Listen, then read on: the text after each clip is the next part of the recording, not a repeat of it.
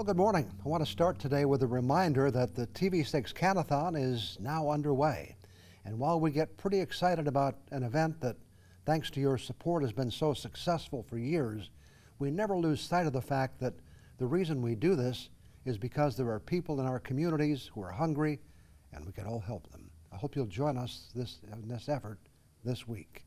Today our show is about neurology, the branch of medicine concerned with the treatment of disorders of the nervous system. Neurologists treat a wide range of conditions, including Alzheimer's and Parkinson's diseases. They also provide care for those suffering from a stroke, as well as headaches, including migraines. Today we'll talk with a neurologist about some of those ailments, and it starts right now. From TV6, this is The Ryan Report. Here's your host, Don Ryan. Well, our guest this morning is neurologist Dr. Roman Politi. Dr. Politi did all of his education and medical training at the University of Michigan. His practice is part of the Marquette Internal Medicine and Pediatrics Group. Dr. Politi, welcome back to the Ryan Report. Oh, thank you. You've been here before and we've had some interesting conversations, but you know, we've never really talked about you and your personal background. Okay. To the extent that, as I mentioned, you went to the University of Michigan for all of your training, correct? Yeah, I did my medical school there, a residency training. I did 1 year of training elsewhere, but Okay. yeah, majority of it right there in Ann Arbor. And you're a gold blue guy, I suppose. Yes. When did you finish up? 99. Okay. Did you come directly here? Or Yeah, I've been here 20 years now. Okay. So you came to Marquette, and you married a doctor's daughter, Yes. settled down and raised a family, and been practicing ever since. Yes. Okay. You know, before we talk about some of the conditions you deal with, I've talked to some other doctors. You know, we have a brand new hospital and things have changed. And how do you look back on how things have changed in your 20 plus years of practicing? Yeah, certainly in the field of neurology it has really become predominantly outpatient. We do the majority of our work in the clinic rather than the hospital. Right. So let's talk about, I mentioned in the introduction, migraines. Yes. There are many causes and types of headaches. How do you go about identifying that a headache is a migraine headache? Yeah, it's a fair point, because I think a lot of times they get mistaken for other conditions. A lot of people don't know they have them. A lot of times, sort of local terminology, people will call them sinus headaches, Okay. even though they're not related, but that's a term people may use. Okay. So migraine headaches are certainly more common in women, but men get them, about 3 times more common in women.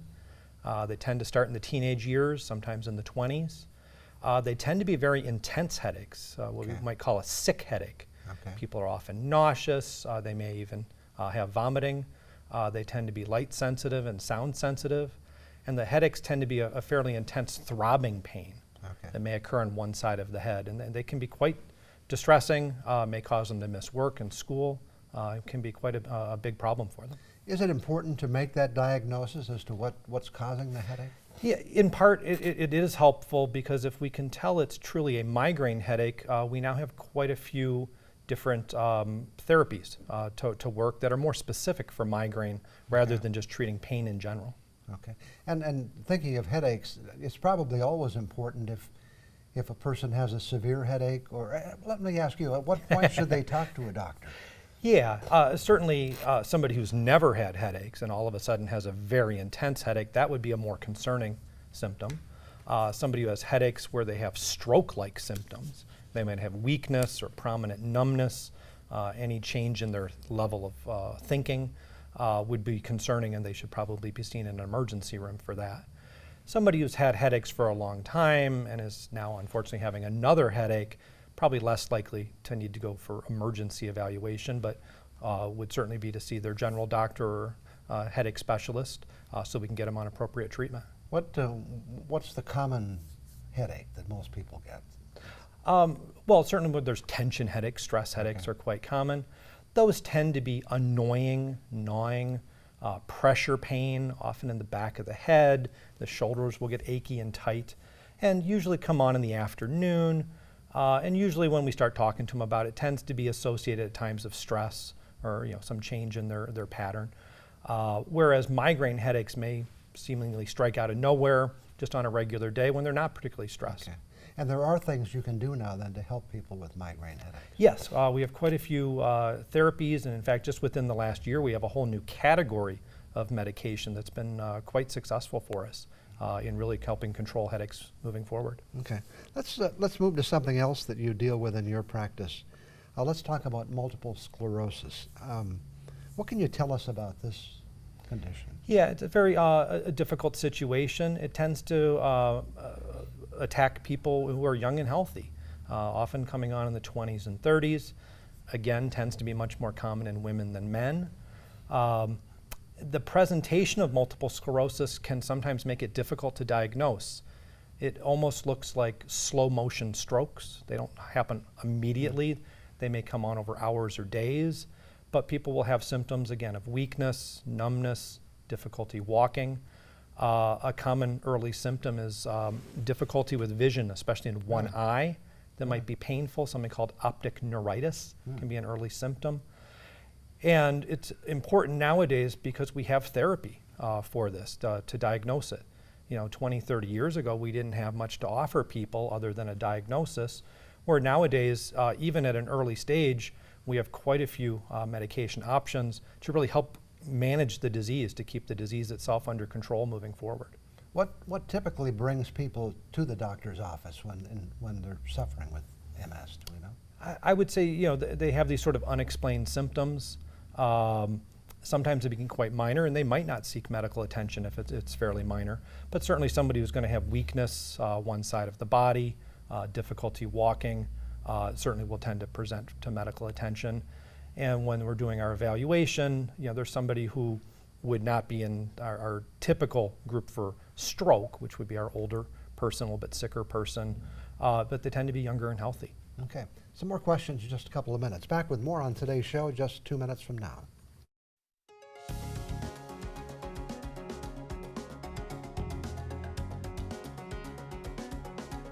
Our guest this morning is Dr. Roman Politi. We're talking at the moment about multiple sclerosis. I understand that people can go into remission sometimes with this disease. Yes, it's very common, especially early on in the condition, to have symptoms that will present, will often last days to weeks, possibly months at a time, and then will often resolve. And then they may be fine for quite some time before they may have another attack affecting a different part of the body. Do we know why this is happening? It's certainly, there's some genetic susceptibility that puts people at risk for it, but it has something to do with their immune system essentially attacking their body inappropriately. Okay. And are we learning more about the disease? We are over time. It's always much slower than we would hope. We don't have a cure for the condition yet. Just within the last few years, there's actually been several new medications that have come to market, so it's given us much more options to help treat people appropriately. And with multiple sclerosis, one of the issues that has happened in the past is originally the medications we had would only really seem to work earlier in the condition, where people were clearly having intermittent episodes and then would get better. When people progress and have had the condition for a lot longer, the symptoms don't go away. They continue to have more and more impairment, leading to disability. The problem with multiple sclerosis, may have trouble with their walking, may end up in a wheelchair. And we would call it a secondary progressive stage of multiple sclerosis. And we didn't have any proven therapy at that stage of the disease. And now with the newer treatments, we actually do have medication options for that. So there's always new hope, isn't Yes. there? Okay. Let's talk about Parkinson's disease. I understand this is not a simple disease to diagnose, is that correct? Sometimes it can be fairly straightforward, but there's quite a bit of variety with it. The typical presentation would be somebody with what we call a resting tremor. They'll tend to have shaking usually on just one side. It tends to be what we call a pill rolling tremor, often the sort of slow back and forth movement of the hand. And it will tend to happen when their hands just sit idle, and the tremor may seem to go away when they use their hand. That's often a very common first symptom. There's often a loss of facial expression, an overall slowness of movement beyond just aging process. They tend to take shorter steps with a shuffling appearance to their walking. They may walk a bit hunched over. But it's not always easy to sort out, and people can have overlap with other conditions. There's a very common type of tremor called family tremor or essential tremor, where people will tend to have shaking on both sides, tends to run in their family, and there are people who have trouble with writing, trouble drinking from a cup. When they're used, their hands will shake. But it's not always easy to distinguish between the two in the real world. What typically brings people to the doctor's office if they're suffering from Parkinson's? Yeah, with Parkinson's, the person itself may notice it. Sometimes it's their family may notice that their walking just isn't right, that they're slower than they should be, or family may notice the tremor, will sort of prompt them to come in. Again, unfortunately, with a lot of neurology conditions, we don't have a cure for this, but we do have multiple options to really try to help keep the symptoms under control for quite some time. Is it important to diagnose it early? Are there benefits to that? I think it helps the person plan, make sure we're not missing something potentially more dangerous. That's another part, that we're not missing stroke or bleeding or a brain tumor. So those would be some things we would screen for when we're assessing them. We see people like Kirk Gibson, former Tiger, Michael J. Fox, who have Parkinson's disease. So people can function somewhat normally? Yeah, Michael J. Fox has certainly become the face of Parkinson's and has done quite a bit of fundraising and a helpful foundation that he's established. He's a little bit of an outlier in that he had onset at such an early age. The typical person is really going to get it more in their early 70s, would be a typical time for Parkinson's to present. But it certainly can present in the 30s and 40s or even 50s. Yeah. Are we, again, learning more about this disease and how it comes about and what causes it? Definitely. I mean, right now, unfortunately, the treatments we have treat the symptoms. What we'd really love to have down the road is to figure out who might be susceptible to it and really try to prevent it from occurring. We're not there yet, but that's really where the goal of treatment is. I was trying to do some reading to prepare for this interview, and I read that one possible treatment is deep brain stimulation. Yeah, so again, that's not a cure. It helps treat the symptoms. We have several people who have that, really all over the Upper Peninsula. It is a very effective treatment in the right person. They essentially have a little battery pack that looks like a pacemaker, like someone would have for a heart, a very similar sized device. And instead of the wires going to the heart, there's little wires that run up and are placed inside the brain at a very particular spot.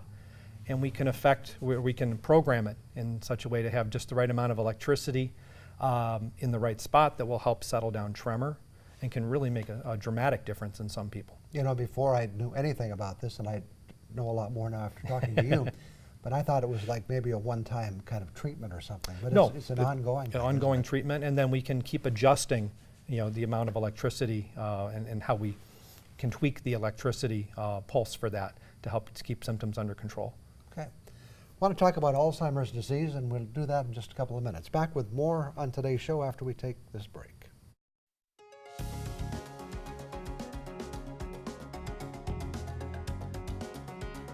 Again, our guest this morning is Dr. Roman Politi. When you've been here before, we've spent a lot of time talking about Alzheimer's, so Sure. we'll kind of go right to the where we are today kind of subject. Where are we today? Are we making progress? We're definitely making progress. There's quite a bit of research going on. There's significant interest in coming up with better therapies for Alzheimer's. Up till now, the treatments that we've had have all been to treat the symptoms, to try to address the memory symptom of the dementia, whether it's Alzheimer's or related conditions like frontotemporal dementia or Lewy body dementia that can have a similar limitation for people. One of the newest therapies that we have our fingers crossed on is there are some new approaches that really are trying to attack the cause, the actual disease process of Alzheimer's. And there's a medication that's just being submitted to the Food and Drug Administration for review to see if it meets approval. That would be a whole different category of treatment that we've not had to date, that would actually be modifying the disease itself. So that's very promising. I know there have been talk about a couple of different things going in that direction. Yeah. Are they fairly confident that they might be on the right track this time? There's a little controversy yet. This one particular drug, it's actually an antibody to one of the components that causes the cascade of injury that leads to the symptoms of Alzheimer's dementia. And again, we hope we find better and better things over time, but this is the first one that we've really had that has looked promising. Alzheimer's is not necessarily a part of aging, is it? Correct. It's very common with aging. That's clearly who tends to get dementia, is somebody who's older, but not everyone gets it. Unfortunately, several studies that have looked at people by age 85, probably about half of people have at least a touch of dementia, but the other half don't. Right. So, and not all dementia is Alzheimer's. We've Correct. talked about that before. But Trying to distinguish that dementia is really more of a category. Okay. Alzheimer's is a smaller piece of that pie, yeah. What, do people still in the early stages is denial a concern? To some degree, that certainly can be a limitation in getting somebody to come in for an evaluation. They don't want to necessarily know or have somebody label what's going on. I try to take the approach of, even if we don't have a cure for it at this time, I think it's, if I can offer the person and their family information, lets them have the most opportunity in terms of planning and possibly medication to help control symptoms. So I think it's helpful to know. The other part is, again, we screen to make sure we're not missing a medical cause for their memory difficulty that might be potentially curable or reversible. So it is important to get a diagnosis to really know what's going on. And is that difficult, or is that? There's different ways we screen for it. The person will typically present to their primary care provider. Their physician or PA or nurse practitioner would really be the first step to take a look. And Alzheimer's is not just for those who are aging. You certainly can get it at an earlier age. It's less common. It can be quite limiting. There's certain types of dementia that cause a lot of trouble with thinking and planning and judgment, and those can even start, fairly commonly in the 50s and 60s when people would still be working. That becomes a big problem for them. And we've talked before about the fact that just getting a little forgetful as we get older does not necessarily mean we have dementia. Not in and of itself, but is a potential symptom of dementia, yes. Okay. And the research, it's continuing. Do we think there could be even more in the future if we continue to study this? And apparently a lot of money is being spent in this. Quite a bit of money. Several different companies are looking into this. The downside, these are very expensive studies to pull off, to even try to evaluate someone when you're not just treating a symptom, but you're trying to show that it's actually slowing down to the disease process over time. And those are very tricky studies to set up, and that's been one difficulty. And for people who are possibly dealing with this, probably the first stop is with their family doctor? That would be the typical place to start, and then often we're a second step, yeah. Okay. Any, for all these things we've talked about this morning, would you say that, there's hope, that we're making progress? I think we're certainly making progress. Again, it's always slower than we'd like it to be, but just, within the time I've been practicing neurology, we have had several approaches to help control symptoms that we didn't have when I first entered the field, and that's very helpful, and there's many more to come. Okay.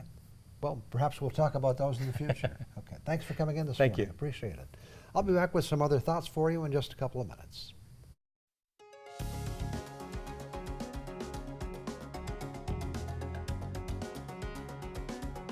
I don't know why, but I sometimes find myself thinking about curious things, like, have you ever wondered how the streets in your town got their names? How did they decide what a street would be called? And who made that decision? Many towns rely on the numbering system for at least some of their streets, First Street, Second Street, and on and on. Not very creative, but it gets the job done. The names of presidents are also a popular naming device. Lots of towns have Washington Street and Lincoln Street, and some use a few other presidents' names. So far, I haven't heard any Trump or Obama streets, but they might be out there. Trees are also popular street names. Lots of towns have Oak and Pine and Spruce streets. There are streets named after other trees as well. Some streets are named after states, like Michigan, or unique areas in a community like Bluff Street or Ridge Street or Hill Street. There are also streets named to honor local pioneers, and streets in newer subdivisions sometimes recognize the names of the developer or their family. In some UP communities, there are streets connected to our mining heritage: Iron Street, Copper Street, even Gold and Silver. But sometimes our streets have names that don't seem to have any real connection with anything. They just seem to be names pulled out of a hat. And here's something about street names that I've always thought of as kind of an oddity. If you come to Marquette, don't try to find First Street because there isn't any. If you live in Marquette or visit here, you know that 3rd Street and 7th Street are very busy streets. So you might ask yourself, or at least I've pondered the question, how can you have numbered streets and not have a First Street? Isn't 2nd Street really First Street and 3rd Street really 2nd Street and so on down the line? In Marquette, it starts with Front Street and then 2nd Street, which is a little hard to find, and then they go all the way down to 8th Street. Why they chose to ignore First Street, I don't know. I never raised that question when I was on the City Commission. Perhaps I should have. It's always been kind of a mystery to me. And by the way, Marquette also has a Waldo Street, but it has nothing to do with the one-time popular show Where's Waldo? It's actually named for a former Northern Michigan University president. And this is a little off today's message, but Where's Waldo is known outside of North America as Where's Wally? I don't know why the difference. But back to streets. Whatever your street name is, I hope you like it, because getting it changed would be extremely difficult. It would probably be easier to move. If a street name changes, everybody on that street must change their address with everyone they do business with and anyone they correspond with. That wouldn't make for a lot of happy campers. I'll be back in a minute. Time to wrap things up for another week with a couple of reminders. First, remember that UpperMichiganSource.com offers several options for watching our show. You can see it as a live stream during the day on Sunday, and you can find current and past episodes under the Ryan Report banner. And second, why not make this the week when you help a hungry neighbor by supporting the TV6 Countathon? Thanks to Dr. Roman Politi for joining us this morning to provide some insights into medical issues that affect many of our families. And thank you for tuning in. Hope you can join us again next Sunday morning.